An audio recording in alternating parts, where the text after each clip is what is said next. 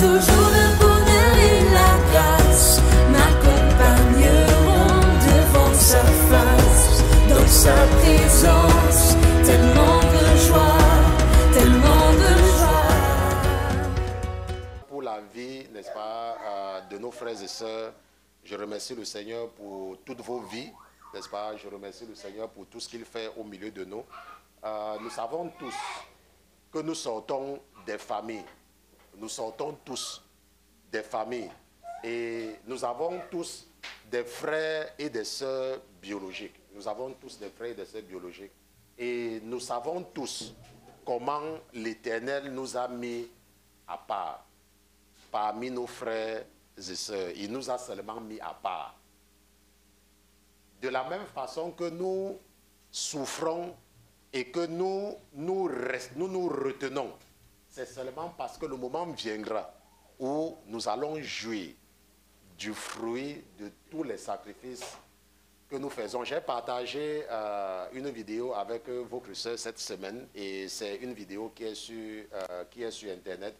La dernière mission de la NASA sur Mars avec Persévérance. Et Persévérance a envoyé des images sur la Terre. Et lorsque nous regardons les images de la planète Mars, il n'y a pas de différence avec la Terre. Et pourquoi est-ce que Dieu a déposé dans le cœur des hommes d'aller sur Mars? C'est parce qu'il est en train de nous raconter quelque chose. C'est parce qu'il est en train de nous confirmer sa parole. Qu'il y a une terre nouvelle qu'il a préparée pour nous. Ça peut ne pas être Mars, mais il y a une nouvelle terre. Quand le moment viendra, nous allons vivre. Parce que la terre, c'est là. Il va consumer la terre-ci avec le feu. Il va tout détruire. Cette terre-ci là sera complètement consumée. Parce qu'il avait d'abord fait, la dernière fois qu'il avait fait, c'était avec l'eau. Mais l'eau n'a pas marché. Avant cela, c'était avec la glace. Mais même la glace a épargné les démons. Cette fois-ci là, ça sera avec le feu. Et la terre-ci sera consumée. Et il y a donc une nouvelle terre, quelque part, qu'il a réservée pour nous. Et quand il met dans le cœur de certaines personnes d'aller sur Mars, ils se disent que c'est qu'ils sont intelligents. Mais nous comprenons le message. Donc Persévérance est parti avec les caméras 4K. Parce qu'il ne fallait même pas qu'il y ait même un problème au niveau de la qualité. Et c'est en train d'envoyer les images. Il faut aller regarder. Quand vous regardez Persévérance, c'est comme la Terre. Ils n'ont pas encore seulement trouvé là où il y a l'eau. Parce que c'est comme si Persévérance est arrivé au Mozambique ou dans un désert. Mais que continuez à vous attacher à la Terre.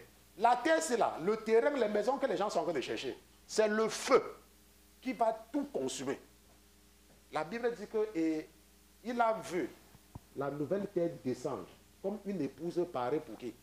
Pour son mari. Et c'est ça que Dieu est en train de nous raconter. Mais il y a les gens qui continuent à s'accrocher sur ça. Ils continuent à s'accrocher. Nous allons continuer aujourd'hui avec, et j'ai l'intention de terminer, avec notre série d'enseignements sur Donald Trump, une leçon pour le chrétien. Aujourd'hui, ça sera la 4e et peut-être la dernière partie. Dans la première partie, nous avons donné le signal. Et dans les 2e et 3e parties, pour ceux qui sont déjà habitués à leur pasteur, vous avez compris, je dis bien pour ceux qui sont déjà habitués, que j'étais en train de préparer, j'étais en train de vous amener à comprendre ce que je devais dire. Parce qu'il y a des gens, ça ne dépend pas de comment tu les parles, ils ne comprennent pas. Donc quand tu es un enseignant, tu dois trouver le moyen de faire passer le message pour que tout le monde puisse comprendre. Parce qu'il y a des gens, tu les demandes d'écrire, ils envoient l'audio. Il y a des gens, tu les demandes d'envoyer l'audio, ils envoient ce qu'on a écrit. Il y a même des gens, parfois, tu les demandes d'écrire, ils disent que non, tu as dit qu'ils doivent dormir. Parce que chacun comprend à sa façon.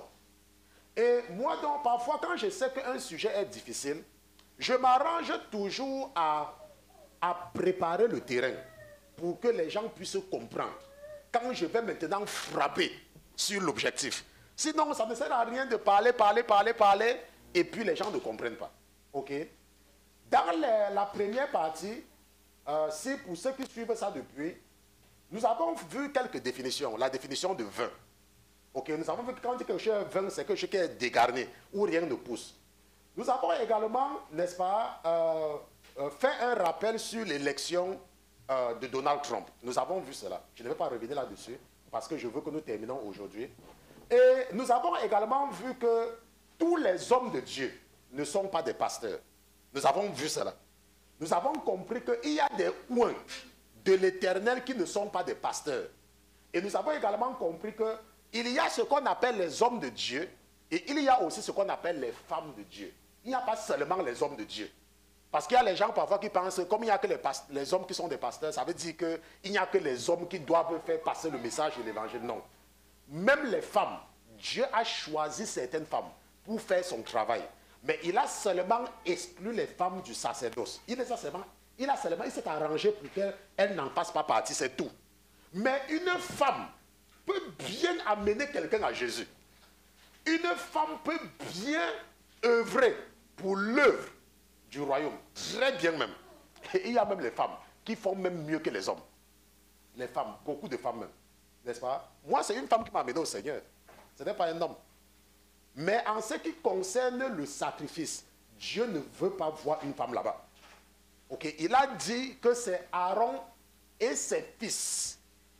Et nous avons compris pendant l'étude biblique, et je pense également la semaine dernière, qu'il y a ce qu'on appelle quoi, tonton? La race d'Israël. Et nous avons compris la dernière fois que ce ne sont pas ceux qui sont de la chair, qui sont d'Israël.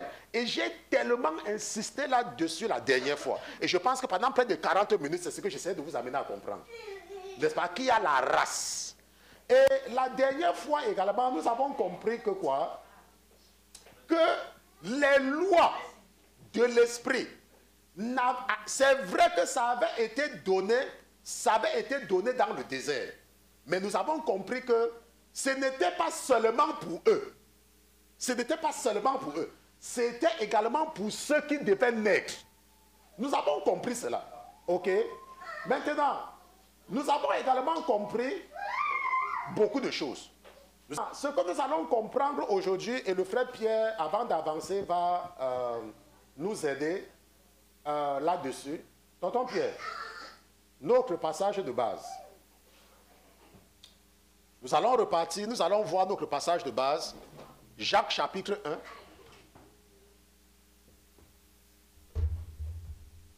Jacques chapitre 1, verset 19. Qu'est-ce que la Bible dit, tonton?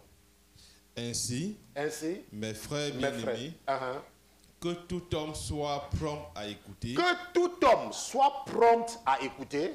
Langue à parler. Langue à parler. Langue à se mettre en colère. Langue à se mettre en colère. Car la colère de l'homme n'accomplit point la justice de Dieu. Parce que la colère de l'homme n'accomplit point la justice de Dieu. C'est pourquoi, vous dépouillant de toute souillure et des excès de la malice, recevez avec douceur la parole qui est plantée en vous, qui peut sauver vos âmes. Bon, maintenant, c'est quoi la malice?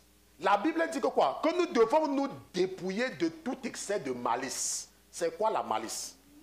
Tu as ta mère. Quand tu es né, elle s'est occupée de toi. Elle ne dormait pas la nuit. Hein, maman Louise? Ta mère, la femme de quelqu'un. Parce que ta mère, c'est la femme de quelqu'un aussi. Et c'est ta mère. Quand tu es né, elle s'est occupée de toi. Ta mère, elle n'a pas dormi, elle s'est occupée de toi. N'est-ce pas? Maintenant, toi, tu grandis. Et tu pars maintenant trouver un homme. Et tu commences à faire vos choses. Vous partez à Jérusalem. Et vous partez tellement à Jérusalem que ton ventre maintenant devient aussi gros. Et tu accouches. Et dans ton cœur, c'est ta mère qui doit venir s'occuper de ton enfant. C'est ta mère. Elle s'est occupée de toi. Mais toi, tu accouches. C'est ta mère qui doit venir s'occuper de ton enfant. C'est quoi la malice? La malice, ce sont des mauvaises intentions que nous avons en nous. Mais nous ne pouvons pas voir. Parce que quand ta mère s'occupait de toi, toi tu étais bébé, au lieu qu'elle se repose, vous voyez qu'il y a des femmes, et je vais toujours parler des femmes africaines, quand elles veulent accoucher, toute leur tête, c'est sur leur mère. Ma mère va venir m'aider. Ma mère va venir porter l'enfant. Ma mère va venir faire. Attends, quand toi tu es né, ce n'est pas ta mère qui s'est occupée de toi. Pourquoi toi-même tu ne peux pas t'occuper de ton enfant? La malice, pourquoi? Parce que c'est l'égoïsme. Tu penses seulement à ton bien-être. C'est ce que tu penses. Tu ne penses pas que la vieille femme doit se reposer. Non. Elle doit venir passer toute la nuit pour que tu dormes. Pendant que l'enfant pleure, elle se lève, elle porte l'enfant, elle fait tout. Et toi, tu dors ou tu ronfles même. Et ton mari passe le temps devant la télé. La Bible dit que vous dépouillant de tout excès de malice, des souillures qui sont dans nous, recevez avec douceur la parole. Tonton, continue. Mettez en pratique. Mettez en pratique la parole. Oui. Et ne vous bornez pas à l'écouter. Et ne vous bornez pas à l'écouter. En vous trompant vous-même par de faux raisonnements. Et c'est ce que j'étais en train de vous montrer sur les excès de malice. Parce qu'il y a des gens qui se trompent avec des faux raisonnements. J'ai accouché, ma mère va venir m'aider, ma mère va venir m'aider. Quand ta mère a accouché, qui s'est occupé de toi? Ce n'est pas elle. Et vous allez voir qu'il y a beaucoup de femmes. Elles accouchent un, la maman vient, elle ne dort pas. Elles accouchent deux, la maman vient, elle ne dort pas. Elles accouchent trois. Le mari regarde la télé, elle-même, elle continue à partir au travail. Et c'est une pauvre femme qui ne dort pas la nuit. Et c'est comme ça que sa tension monte. Sa tension monte et elle meurt vite. Parce qu'elle s'est occupée de toi, elle va s'occuper de tes enfants. Vous connaissez la finale? Quelqu'un dit, pasteur, quelle est la finale? Même quand la fille même accouche encore, elle dit que sa grand-mère va venir. Donc même la grand-mère vient. Oui, la grand-mère. Oui, elle trouve même les qualificatifs. Que ma grand-mère est jeune. Ça veut dire que lui ne peut pas se reposer. Et toi, tu vas continuer à travailler. Travailler et ils vont venir souffrir pour tes enfants. Vous voyez, la Bible dit que des faux raisonnements. Les faux, ce sont des faux raisonnements. Et il y a beaucoup de gens, c'est là dans leur tête. Des faux raisonnements. Qu'est-ce que la Bible dit au verset 23, tonton? Car si quelqu'un écoute la parole, si quelqu'un écoute la parole, il ne la met point en pratique, il est semblable à un homme qui regarde dans un miroir son visage naturel. Son visage naturel. Et qui, dès qu'il s'est regardé, s'en va et oublie aussitôt quel il était. Quel il était, oui. Mais celui qui aura plongé ses regards dans la loi parfaite, mais celui qui aura plongé ses regards dans la loi parfaite, celle de la liberté, et qui aura persévéré, n'étant pas un auditeur oublieux, mais pratiquant les œuvres, celui-là sera heureux dans ce qu'il aura fait. Vous savez, je vous ai toujours dit que Dieu m'enseigne de façon pratique. Moi, ce que je vous enseigne, ce n'est pas qu'un ange est venu me dire ça. Ou alors j'ai vu quelque part. Non, c'est toujours de façon pratique. Je me rappelle qu'il y a la raison pour laquelle dans ce ministère, nous ne nous accrochons pas trop aux trucs de prophétie et tout. Et nous nous accrochons sur la parole parce que Dieu nous a aidés de façon claire à ne pas nous accrocher sur ces choses. Et à nous accrocher seulement sur sa parole. Mais je sais aussi que lorsque une femme accouche, elle peut s'occuper de son enfant sans avoir besoin de l'aide de quelqu'un. Mais il y a un bébé ici, là. Il est né depuis qu'il est né. Chaque fois, il vient s'accrocher sur moi ici. Vous ne le voyez pas seulement parce que nous ne voyons pas les enfants. Depuis qu'il est né, qui s'est occupé de lui? Ce n'est pas son père et sa mère. Quelqu'un est venu dire que, oh, comme tu as accouché, je vais m'occuper de toi. Jamais. Ça veut dire quoi? Le Seigneur que nous nous enseignons que c'est possible. C'est possible que tu sois en Allemagne.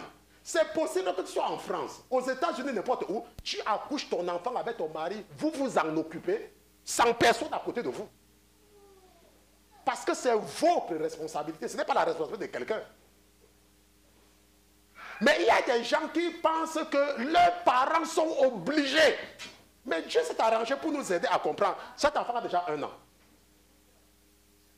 Cet enfant a déjà 1 an. Personne n'est venu s'occuper. Maman Louise qui porte ici chaque fois. On se débrouille entre nous ici.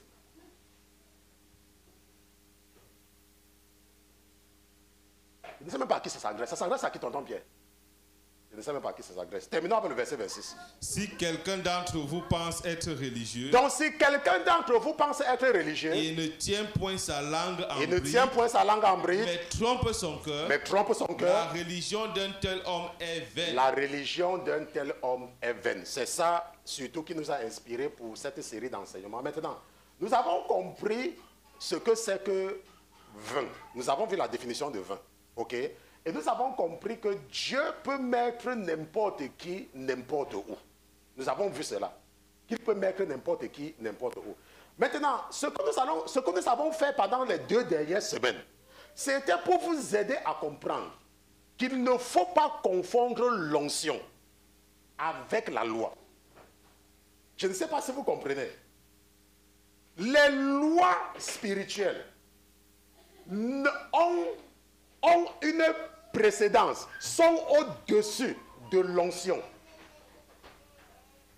Allons un peu dans Deutéronome chapitre 29, versets 18 à 21.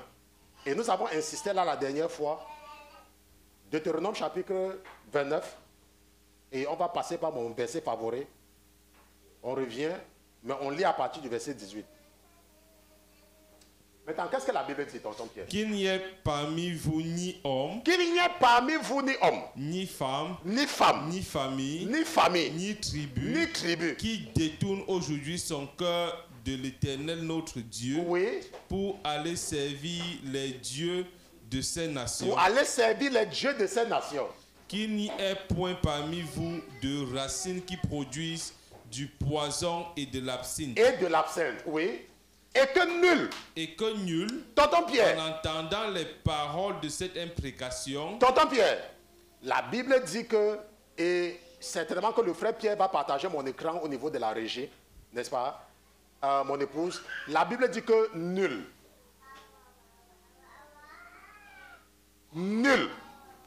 et que nul, que personne, tonton, retournons dans la Bible. Et que nul, oui, en entendant les paroles de cette imprécation, oui, ne se flatte en son cœur, en disant, j'aurai la paix, bien que je marche dans l'endurcissement de mon cœur, en sorte qu'il ajoute l'ivresse à la soif. Afin qu'il ajoute l'ivresse à la soif. Donc, ce que je veux vous amener à comprendre, c'est que il ne faut pas confondre l'onction et la loi. Je ne sais pas si quelqu'un comprend. La loi, les lois de l'esprit. Si tu veux, reçois l'onction de n'importe qui sur toi. Tout le monde est sous. Tout le monde doit obéir aux lois de l'esprit. Tout le monde. Voilà. Maintenant, la différence entre nous, parce que nous sommes de la race d'Israël, et ceux qui ont reçu la loi dans le désert, c'est que Dieu a écrit ces lois en nous. Ce que Dieu a écrit sur des tablettes, pour eux, il a écrit ça dans nos cœurs. C'est pour cela que même quand le pasteur prêche souvent, quand je prêche souvent, il y a toujours quelque chose en vous qui vous dit que, oh, j'ai lu ça quelque part. Même la personne qui n'a jamais lu la Bible entièrement. On dit que, oh, j'avais lu ça quelque part. J'avais lu ça quelque part. Pourquoi? Parce que Dieu a écrit toute la Bible en nous. La différence. Tonton Pierre, allons un peu dans Jérémie pour seulement aider les gens à comprendre cela. Jérémie chapitre 31. Jérémie chapitre 31. Le frère Pierre va nous lire à partir du verset 31. Jérémie chapitre 31, le frère Pierre dit, lit à partir du verset 31. Qu'est-ce que la Bible dit?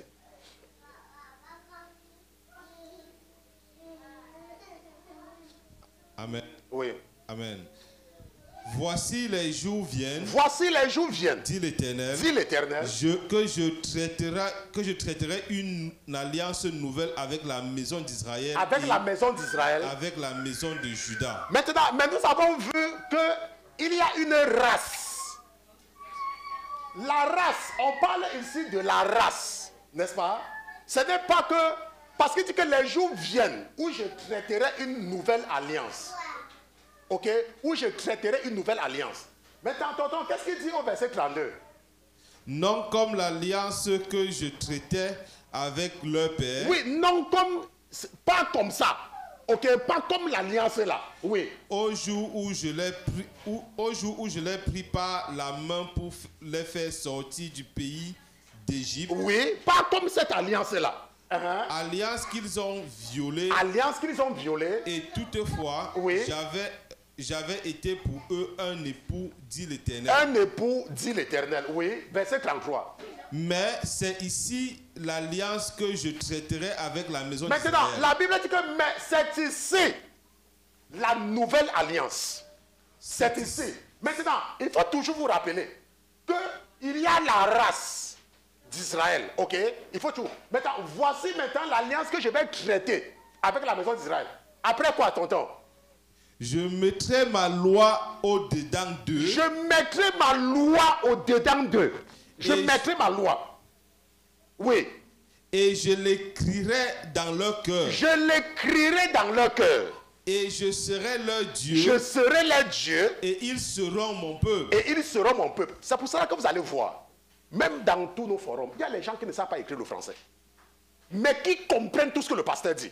Ils comprennent. C'est n'est qu'écrire qui les dépasse. Mais ils comprennent. Pourquoi? Parce que la Bible dit que la nouvelle alliance, c'est que quand tu viens à Jésus, Dieu écrit tout ce qu'il y a dans la Bible. C'est déjà dans toi. Ça veut dire quoi? Ça veut dire que parfois, c'est que tu ne comprends pas. Tu ne comprends pas seulement. Et quand par exemple le pasteur prêche sur quelque chose, le Saint-Esprit te dit, quand tu parles même parfois, tu dis, qu'est-ce que ton pasteur t'a dit? Qu'est-ce que le pasteur a dit par rapport à tel passage? Qu'est-ce que le pasteur a dit? Mais il y a des gens qui ont encore le cœur endurci comme eux, comme ceux qui n'avaient pas compris. Il y a des gens que quand on les parle, ils ne veulent pas comprendre. Ils ne veulent pas seulement comprendre. Ce n'est pas qu'ils ne comprennent pas. C'est qu'ils ne veulent pas comprendre. Ils ne veulent pas. C'est la raison pour laquelle, quand tu es un chrétien et tu veux gagner quelqu'un à Jésus, la première chose que tu dois faire, c'est d'abord de gagner la confiance de la personne. Parce que les esprits sont prêts à l'encourager à rejeter tout ce que tu vas dire, qui se trouve dans toi. Mais lorsque tu gagnes la confiance de quelqu'un, tu peux maintenant lui parler de l'évangile. Et la personne va t'écouter. Pourquoi? Parce que les lois de Dieu se trouvent maintenant. Dieu a écrit ça en nous. C'est pour cela qu'on dit qu'on a une grâce particulière. Parce que la loi de Dieu est écrite en nous. C'est une grâce. Maintenant, tonton, nous savons tous, n'est-ce pas? Nous savons tous que quoi? Que sans la loi, et nous avons vu ça la dernière fois, il n'y a pas de race. Nous avons vu ça et j'ai insisté la dernière fois. Et ça, nous avons compris. Maintenant, tonton Pierre, lis encore le verset 26 dans Jacques chapitre 1. Jacques chapitre 1, lis le verset 26. Qu'est-ce que la Bible dit? Si quelqu'un d'entre vous pense être religieux, si quelqu'un d'entre vous pense être religieux, il ne tient point sa langue en bride, il ne tient point sa langue en bride, mais trompe son cœur, la religion d'un tel homme est vaine. Bon, maintenant, nous savons tous que lorsque Trump est devenu président, ou même quand il était candidat, il y avait beaucoup de pasteurs qui priaient pour lui, non? Devant les caméras, il confessait Jésus comme son sauveur et Seigneur, comme son Seigneur et sauveur personnel. Nous savons tous qu'il a honoré le Seigneur de toutes les manières qu'il pouvait honorer le Seigneur. Nous savons tous. Mais ce que je suis en train de vouloir vous amener à comprendre, c'est que l'onction est au-dessous, est en dessous de la loi. Quand Dieu dit quelque chose, ça ne dépend pas du degré d'onction que tu as. Si tu vas contre sa parole, il va te lâcher. Il va te lâcher. Nous savons tous que Trump était entouré de pasteurs. Nous savons tous. Même des prophètes. Nous savons tous qu'il était entouré. Nous tous, nous connaissons. Il n'y a pas quelqu'un qui ne le connaît pas. N'est-ce pas? Maintenant, mais nous savons aussi que le problème qu'il avait, et c'est pour ça qu'on utilise Trump comme une leçon pour les chrétiens, c'est qu'il parlait trop. Maintenant, il parlait tellement qu'il avait perdu même le respect des gens. Dans la réalité, il était devenu même vulgaire. Lorsque tu es un chrétien et que tu ne connais pas fermer ta bouche et que tu bavardes trop, les gens ne te respectent même plus. Parce que tu parles trop. La Bible nous dit que si quelqu'un d'entre vous croit et ne connaît pas tenir ça, et ne connaît pas se retenir, nous allons revenir sur beaucoup de parties. Nous allons regarder quelque chose. Allons un peu, tonton Pierre, vous allez partager mon écran. Hein. Il y a quelque chose ici là que j'ai préparé pour vous. Le culte du dimanche. Je vais... ok. Regardons un peu ceci. Regardons un peu. Malheureusement, c'est en français. Je ne sais pas si ça va même passer. Je ne sais pas si ça va passer. Bon, malheureusement, il fallait que ce soit dans mon ordinateur. Ça ne passe pas quand je fais ça en direct. Donc, je vais télécharger pour que ça passe à partir de mon ordinateur. Et peut-être là, le son va venir. Show in folder. Quand on a un pasteur ingénieur, c'est bien. Hein? Il connaît beaucoup de choses. Maman, je n'ai pas ça ici. Peut-être le volume doit être bloqué quelque part. Le volume là est même... Bon, le volume c'est ici. C'est même à 100%, mais ça ne passe pas. Ça passe? Oui, il y a le son. Mais pourquoi? Ok, c'est ici. Je pense que c'est ici.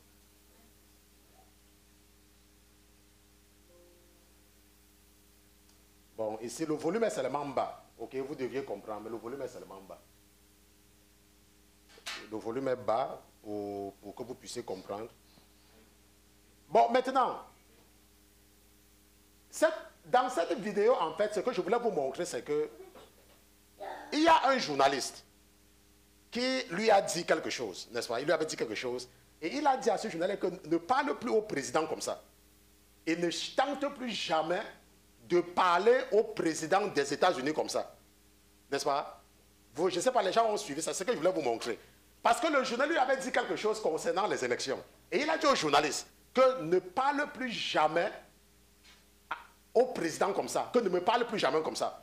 Maintenant, ça là, c'est l'homme le plus puissant du monde. Quand on dit que le président des États-Unis est le plus puissant, vous n'avez aucune idée de la puissance de l'Amérique. Les États-Unis, c'est le seul pays au monde. C'est la seule civilisation qui a duré plus que toutes les civilisations. Et la puissance de frappe, l'Amérique est capable de partir dans n'importe quel pays, porter le président comme on porte le bic et sortir avec leur armée.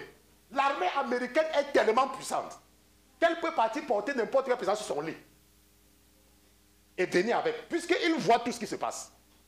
Mais voici le président qui est tellement devenu vulgaire que personne ne le respecte. Et n'importe qui lui parle n'importe comment. Pourquoi? Parce qu'il était devenu vulgaire. C'est la même chose quand tu es un chrétien et qu'on te voit partout. Qui va te respecter? On part ici, on te voit, on part tel fait, on te voit, on part ici, on te voit, on part ici, on te voit. Tu es sur Facebook lundi, mardi, mercredi, jeudi, vendredi. Tu parles. N'importe qui peut t'appeler. N'importe qui t'appelle. Tu prends le téléphone. Oui, c'est moi, oui, passe ça, Christian. Oui. Tu secoues la tête comme le lézard devant tout le monde. Maintenant, nous savons tous, et nous allons comprendre ce que Dieu est en train de nous enseigner ici.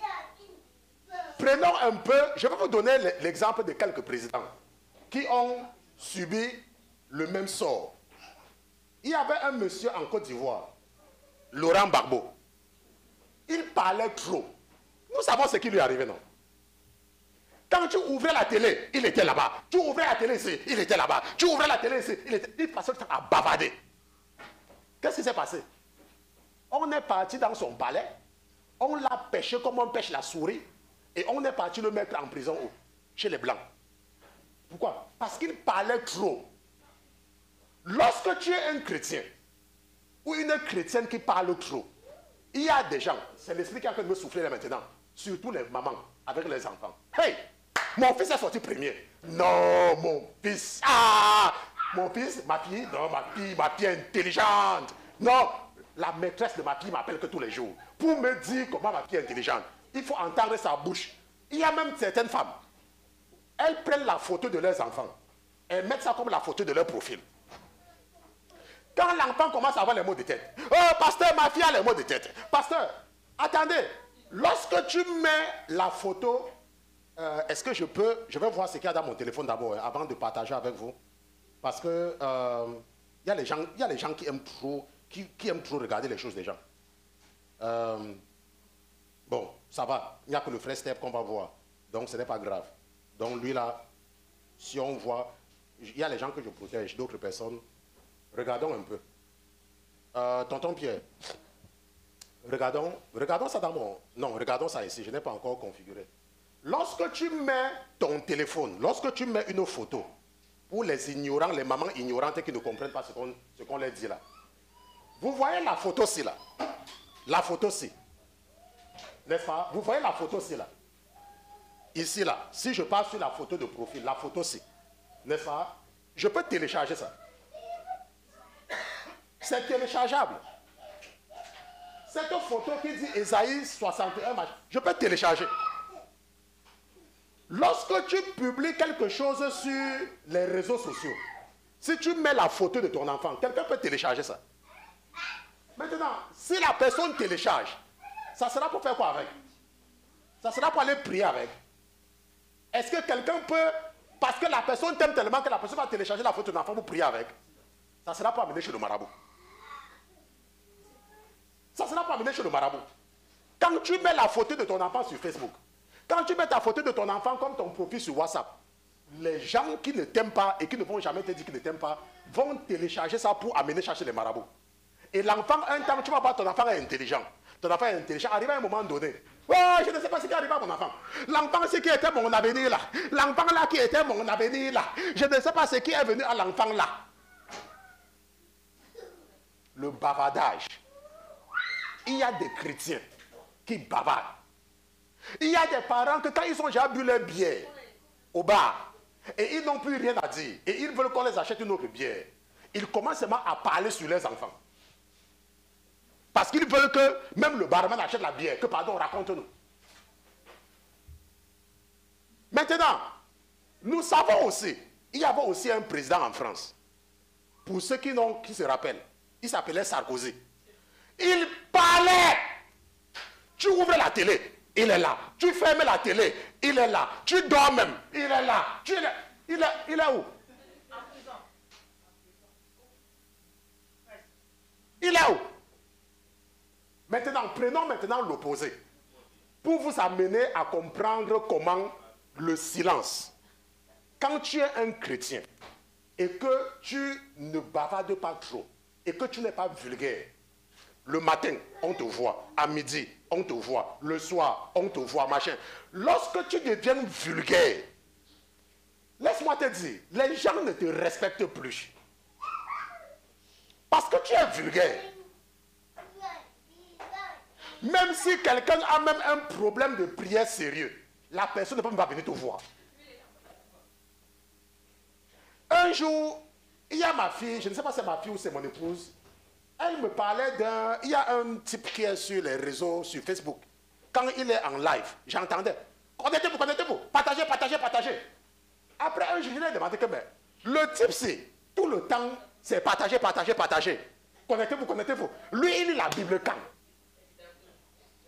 Parce que, tonton Pierre, si quelqu'un tous les jours, il est sur Facebook, attends, il lit donc la Bible quand? Moi, je ne sais pas quand est-ce que tu lis la Bible, hein? Quand est-ce qu'il prend le temps pour appeler les gens qui ont des problèmes? Quand? Si tout le temps tu es là, partagez. Cherche. Cliquez. Maintenant, regardons la puissance du silence et la puissance du calme. Il y a un président en Afrique, c'est le plus feignant de tous les présidents qui existent sur la face de la terre. N'est-ce pas? Le président du Cameroun. Il est tellement feignant, le monsieur-là. Mais il a déjà fait combien de temps au pouvoir? Il a déjà accordé combien de conférences de presse? Depuis que je suis né, je ne suis pas sûr que le monsieur-là a parlé à la presse 3 fois. Mais il est toujours au pouvoir. Il est toujours au pouvoir. Ça ne dépend pas de ce que vous faites. Lorsque vous gesticulez, vous ne le voyez pas. Vous entendez seulement. Lorsque vous gesticulez. Mais regardez comment les citoyens de son pays sont devenus des prostituées, des mendiants. La pauvreté dans ce pays, je suis sûr que même à Calcutta, pour comparer la pauvreté qu'il y a au Cameroun, il faut aller quelque part en Inde à Calcutta pour avoir une comparaison de la pauvreté. Mais quelqu'un est au pouvoir. Il est même au pouvoir depuis combien? 40 ans? Peut-être 40 ans. N'est-ce pas? Pourquoi? Ça nous permet de comprendre la puissance de savoir, de ne pas être vulgaire.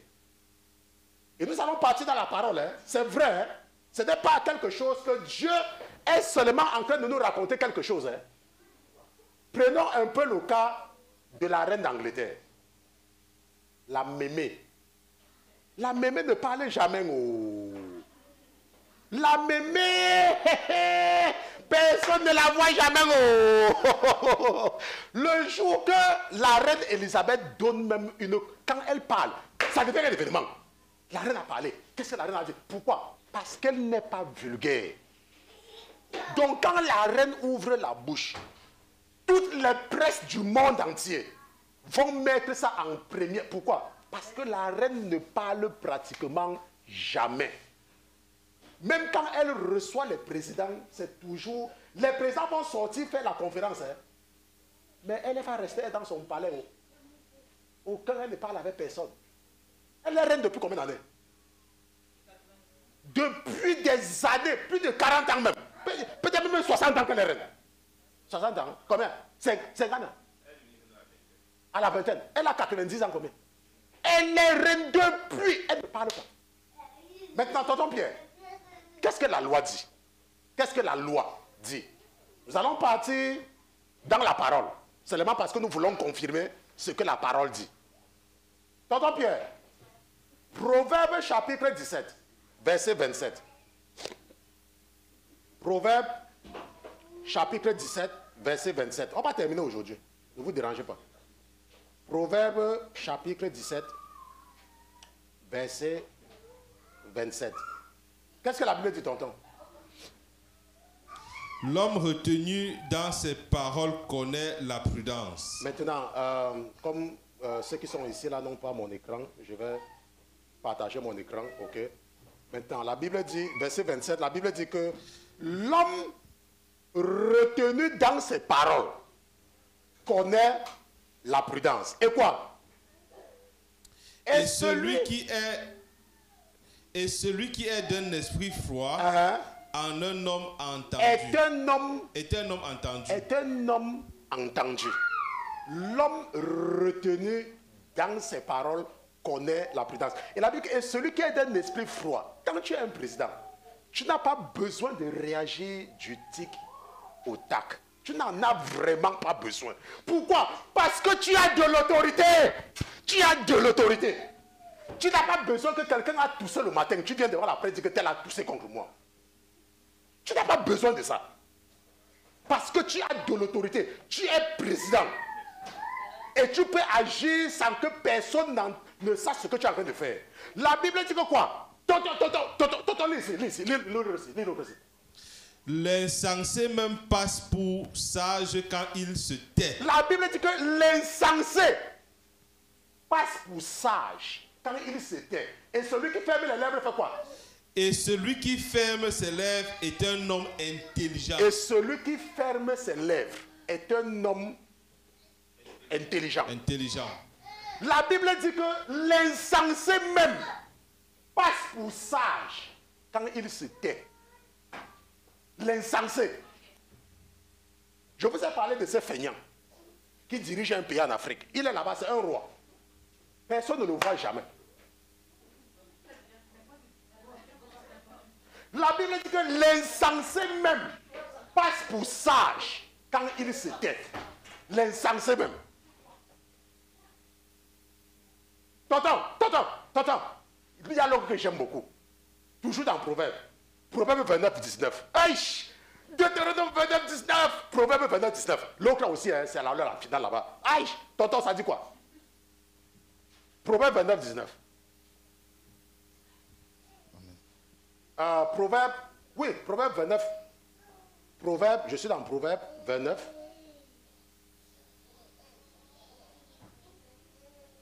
Peut-être, j'ai seulement pris mais lis quand même Proverbe 29, 19. Je vais retrouver le passage que j'ai envie de partager avec vous. Ce n'est pas des paroles qu'on corrige un esclave. Oui. Car il entend bien, oui, mais ne répond pas. Oui. As-tu vu un homme étourdi dans ses paroles? Voilà, c'est ça que je cherchais. C'est ça alors. Voilà. As-tu vu un homme étourdi dans ses paroles? Oui, oui. Il y a plus à espérer d'un fou que de lui. Est-ce que vous comprenez? As-tu vu un homme étourdi dans ses paroles? Il y a plus à espérer d'un fou que de lui. Ce que la Bible dit, c'est que quand tu parles trop, à la fin de la journée, tu dis des choses qui n'ont même pas de sens. Tu dis des choses qui n'ont même pas de sens. Il y a des moments où parfois, l'esprit m'impose parfois le repos. Il dit que tu ne vas pas enseigner pendant un temps. Tu dois arrêter même d'enseigner. Pourquoi? Parce que quand tu es vulgaire, et c'est ce que beaucoup de personnes ne comprennent pas dans le ministère, beaucoup de chrétiens ne comprennent pas. Beaucoup de chrétiens pensent que être partout, c'est ça qui va t'amener à être respecté. Laisse-moi te dire, les gens ont du respect plus pour ceux qui sont posés. Plus. Ce n'est pas parce que tu es vulgaire partout. Ouais, je suis ici, je suis ici, je suis là-bas, je suis là-bas, je suis là-bas. Laissez-moi vous dire, moi là, jusqu'à ce que je meure, mon numéro de téléphone, bientôt même, tonton Pierre, quand on va même partir même dans la nouvelle église là, les gens ne connaissent même pas mon numéro. Le numéro qui sera là, ça sera un numéro qui sera seulement que, mais pour m'appeler même, quelqu'un ne va pas pouvoir avoir mon numéro pour m'appeler, en dehors de vraiment quelques personnes vraiment limitées. Même mon numéro, même pour appeler même le pasteur. Vous savez pourquoi Dieu se fait invisible? C'est parce que Dieu connaît la mentalité. Il y a un passage dans la Bible qui dit que Jésus ne faisait pas confiance aux hommes parce qu'il connaît ce qu'il y a dans l'homme. Dieu se rend invisible parce qu'il connaît ce qu'il y a dans l'homme. Il y a des gens parmi nous que si Dieu vient les parler aujourd'hui, je ne parle pas de Jésus, hein, je parle même de Dieu le Père. Il devient même visible à eux aujourd'hui. Et il revient encore demain. Et il revient encore la semaine prochaine. Laissez-moi vous dire. Quand Dieu va revenir la semaine prochaine, ils vont même commencer à taper même semaine. Mais Mola Mola oui, ça va devenir l'air égal. Oui, comme l'air égal. L'air égal. Lorsque tu es un chrétien, et je remercie le Seigneur parce que je vous ai dit que pendant longtemps, il faut comprendre que les lois de l'esprit, ça n'a rien à voir avec l'onction. Quel que soit ton degré d'onction, si tu t'écartes des préceptes spirituels, ça veut dire que de la loi, en ce moment-là, tu deviens inutile. Personne ne va te respecter. Vous savez que quand vous êtes un pasteur, et vous dites à quelqu'un que, oh, méfie-toi avec moi, hein, je suis ton pasteur. Hein. Quand tu entends quelqu'un dire ça, hein, tu peux y savoir qu'il est à partir trop bas. C'est la même chose avec le président Trump. Quand un président dit à un journaliste que ne parle pas au président, ça veut dire qu'il a atteint la profondeur de la bassesse. Parce que, prenons un peu le cas de celui qui l'a remplacé. C'est comme si, quand vous le voyez, c'est comme s'il allait mourir. Mais, laissez-moi vous dire que ce n'est qu'une stratégie. Parce que ce que les gens oublient, hein, c'est qu'il est sénateur depuis des années. Hein.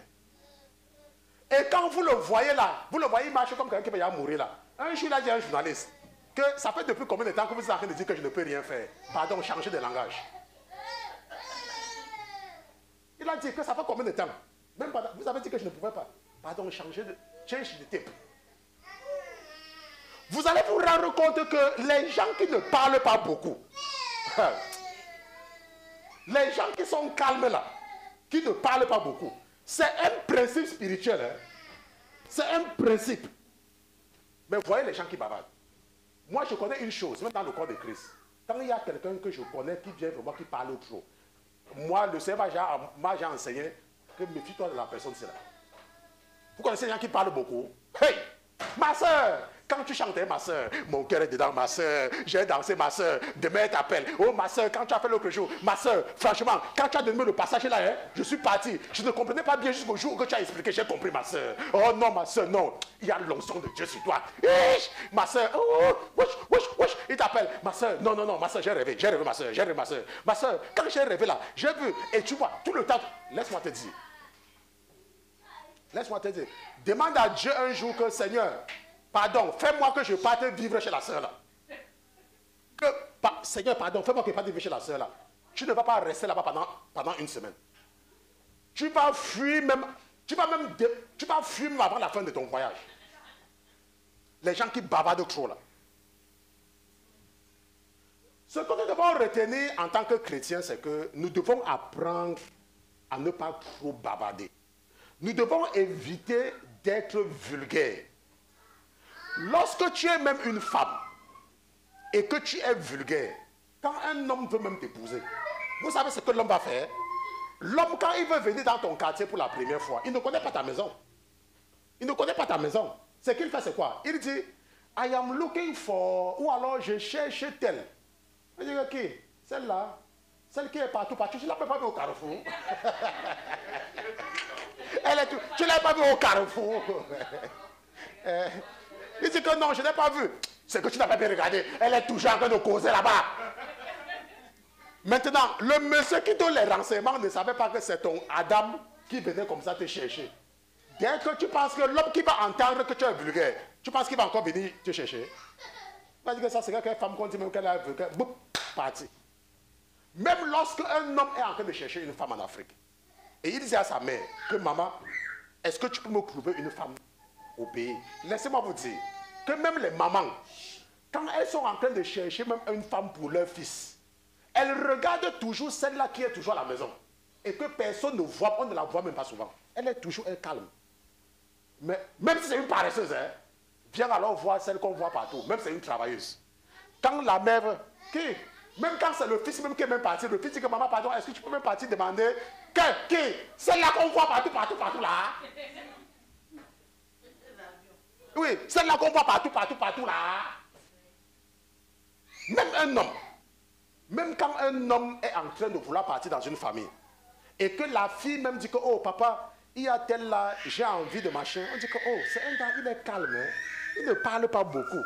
Non, c'est bien ma fille. Non, c'est bien, je t'encourage. C'est comme ça. Mais viens voir les gens qu'on voit partout. Au terrain de ceci, tu le vois. Au terrain de cela, tu le vois. Assez, tu le vois. Quand j'étais à New York, chaque fois que je partais à un funérail, il y avait les gens que j'étais sûr que, même s'il n'y a personne, ils seront là.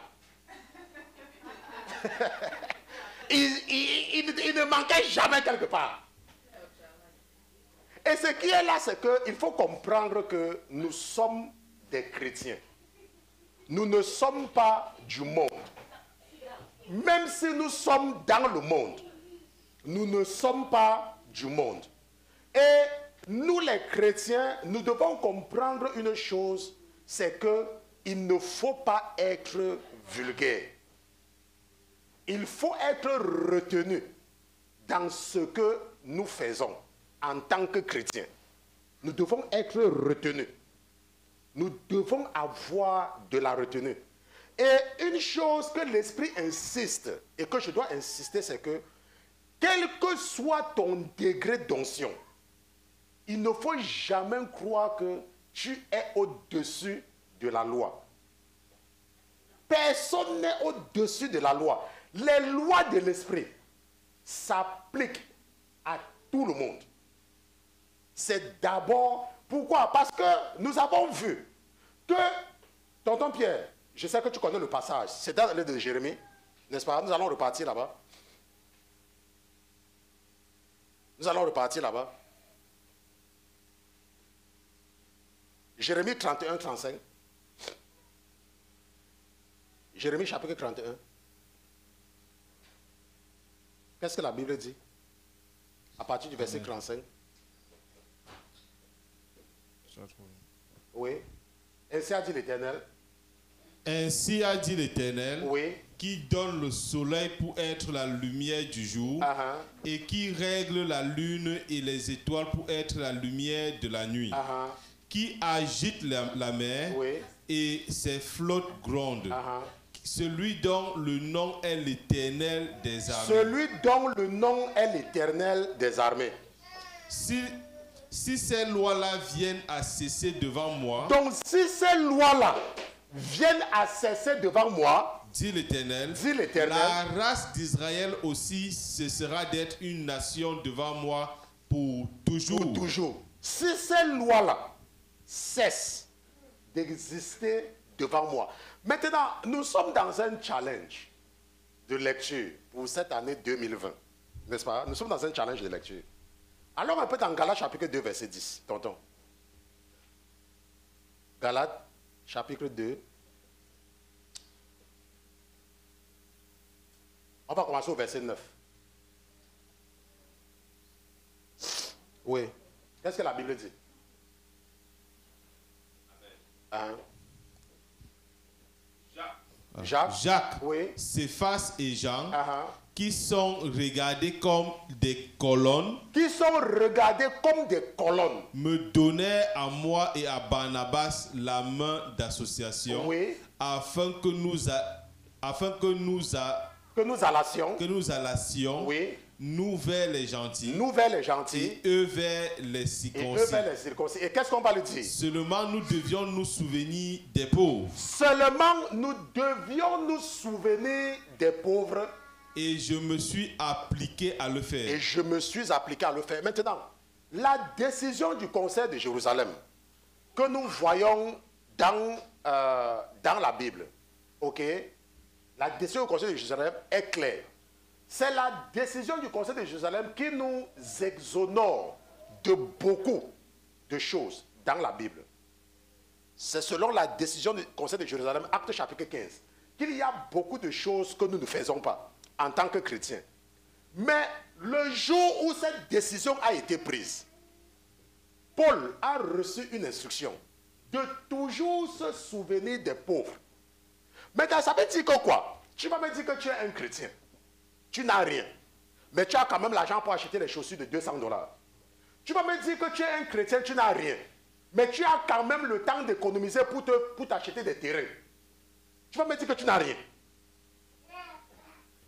Mais c'est une loi de l'esprit que tu dois t'occuper des autres qui n'ont rien. Ça veut dire que quel que soit ce que tu es en train de planifier, tu dois t'occuper des gens qui n'en ont pas. Ce n'est pas comme si tu choisissais. Ce n'est pas comme si tu vas dire que nous avons fait la même chose avec le fait de bavarder. La Bible a dit que même celui qui est bête paraît sage lorsqu'il se tait par rapport à celui qui connaît et qui bavarde trop. Nous avons vu ça ici. Et nous avons vu les manifestations. J'ai donné quelques exemples. J'ai donné l'exemple de deux présidents qui bavardaient trop, Sarkozy et Gbagbo. Et j'ai donné l'exemple de deux feignants qui ne font rien et qui sont toujours là. Je peux même vous donner beaucoup d'exemples. Maintenant, pourquoi? Quand j'étais en train de parler de ça, parce qu'il y a parfois des gens qui vont croire que, oh, parce que je suis dans tel parti politique, parce que moi je m'en fous, je ne suis dans aucun parti. Moi je n'ai même peur de personne. Si tu es feignant, je t'appelle feignant, est-ce que c'est compliqué? Maintenant, ce que nous comprenons, c'est que lorsque Dieu donne une loi, la Bible dit que tu ne dois pas faire quelque chose. Ce n'est pas que tu vas te dire que, oh, depuis que je suis né, moi j'ai eu mes papiers. Je suis venu, il y a une jeune fille qui m'a dit ça un jour, que j'ai mes papiers. Quand il a ses papiers, il m'a écrit. J'ai eu mes papiers, machin, ainsi de suite, machin. J'ai dit qu'il n'y a pas de problème. Qui t'a dit qu'il y a que les chrétiens qui ont les papiers? Le problème, ce n'est pas une question d'avoir les papiers. Le problème, c'est qu'on va voir ce que tu vas faire avec les papiers que tu as eu là. Ce n'est pas une question de dire que j'ai les papiers. Fais quelque chose avec les papiers que tu as eu, on voit aussi. Tu vas travailler aujourd'hui, la maladie va prendre l'autre demain. Alors que moi, le chrétien, j'ai mes papiers, je travaille, je ne fais même rien. On me paye même plus que je le mérite. L'argent entre. Je suis toujours en santé. Maintenant, entre toi qui as les papiers et qui est toujours malade, et moi aussi qui ai les papiers en Jésus et qui est toujours en santé, qui dépasse l'autre. Pourquoi? Parce que l'onction ne peut pas dépasser la loi. La loi, c'est ce que chaque enfant de Dieu, avant de faire n'importe quoi, doit s'assurer que je ne suis pas en train de violer les lois de l'esprit. Et je vous ai expliqué que lorsque tu ne marches pas conformément à la loi et quelque chose t'arrive, ce n'est pas Dieu. Dieu, lui, n'a pas un problème là. Il n'est pas lui. Le jour qu'il avait donné la loi, il avait dit, j'en prends aujourd'hui à témoin contre vous le ciel et la terre, que j'ai mis devant toi la vie et la mort, la bénédiction et la malédiction, choisis. Choisis. Et quand il disait ça, il y avait quelqu'un là qui aime frapper les posters. Il était là. Il disait que tu as parlé seulement. Tu as parlé seulement. Lucifer était là. Il disait seulement que tu as parlé seulement. Je veux les clients. Tu as parlé seulement. Donc, lorsque tu vas contre la loi, laisse-moi te dire, c'est l'accusateur qui se frotte. Vous avez vu une femme qui a préparé une bonne sauce de tomate? Moi, quand j'étais à mon pays, on préparait la sauce de tomate, c'est mal la fête. Et quand notre maman devait préparer le riz, il fallait maintenant voir comment tu étais en train de te vanter avec tes amis. Ma mère a préparé le riz aujourd'hui, je ne vais pas te donner pour toi. Ma mère a préparé le riz aujourd'hui, je ne vais pas te donner pour toi. C'est comme ça. Parce que le riz là, ce n'est pas n'importe qui mangeait le riz. Oh. Il y a les choses quand on dit comme ça, maman lui ne peut pas comprendre. Laisse. Nous là, on connaît. Même le spaghetti, tonton Pierre, le macaroni, on préparait combien de fois chez nous? Ah, le macaroni, c'était seulement la fête. Oh. Donc le jour qu'on prépare le macaroni, on dit que ma mère a préparé le macaroni, je ne donne pas pour toi. Mon père a préparé le macaroni, je ne donne pas pour toi. Donc ce n'est pas une question. Donc quand tu pêches, c'est ce que Satan fait. Satan est là. Il est seulement que de se lécher le doigt. Il dit pardon, continue à pêcher. Pardon, continue à pêcher. Et c'est lui qui te frappe. Maintenant, quand le diable est sur le point de te frapper, ce qui se passe, c'est que si tu agis dans l'ignorance, Dieu, n'est-ce pas, va envoyer un pasteur vers toi. Mais il y a des gens qui insultent même les pasteurs. Il y a des gens qui insultent même les pasteurs. Il y a des gens, quand les choses marchent déjà, ils insultent même le pasteur. N'est-ce pas? Donc, ce que nous devons retenir de cette série d'enseignements, et vous avez vu que c'était plus facile pour vous de comprendre lorsque je suis venu pour vous expliquer. C'était facile parce que nous avons préparé le terrain pendant 3 semaines pour que vous compreniez. Et nous avons donc compris qu'en tant que chrétien, si tu es le genre de chrétien qui parle trop, si tu es le genre de chrétien vulgaire, c'est ça qui fait que les gens ne te respectent pas. Et tu dois apprendre à être réservé. Ce n'est pas parce que tu entends quelque chose, ce n'est pas parce que tu as entendu quelqu'un a parlé de toi, que tu dois courir comme un vagabond pour venir te défendre. Tu n'as pas besoin de te défendre devant les hommes. La personne pour qui tu travailles, c'est l'Éternel.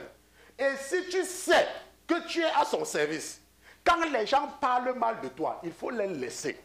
Il faut laisser l'Éternel s'en occuper. Et toi, tu continues seulement à faire le travail qu'il t'a demandé de faire. Et d'éviter d'être vulgaire pour aller te justifier. Hein? Oh, le pasteur Christian a dit ceci. Tu vois, le pasteur Christian vient aussi. Oui, qui a dit que j'ai parlé? Qui a dit que j'ai parlé? Pourquoi? Si tu veux, parle. Mais moi, je connais le Dieu qui est avec moi. Si tu veux même, insulte le pasteur Christian comme tu veux. Mais moi, là, je connais ceux qui sont avec moi. Si tu veux, tu bavardes. Tu vas finir de bavarder. Après un temps, tu vas te fatiguer. Après, tu vas rester tranquille. Et je vais toujours continuer à faire le travail que j'ai à faire. Amen. Donc nous avons donc retenu dans cette série d'enseignements que Trump est un exemple pour le chrétien. Ce que nous retenons, c'est qu'en tant que chrétien, évitons d'être vulgaires. Quand tu deviens vulgaire, même ton propre enfant ne te respecte pas. Ok. Nous allons donc nous lever et nous allons prier. Allez.